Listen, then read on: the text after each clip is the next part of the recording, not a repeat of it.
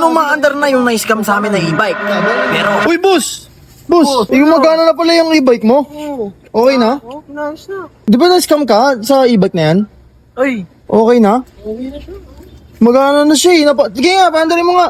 Basta pa, ingot ng isang ikot ka pa nga. O, baka makasagasaka ka pa ng truck ka. Ba, okay nga. Sige nga.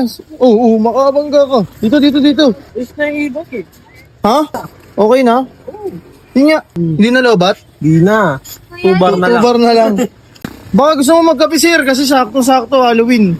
Ayun o, baka natatakot ka, di ka ba natatakot? Hindi ko natatakot kahit saluhin ko pa yung truck kanina. Ay, talaga? Grabe naman yun.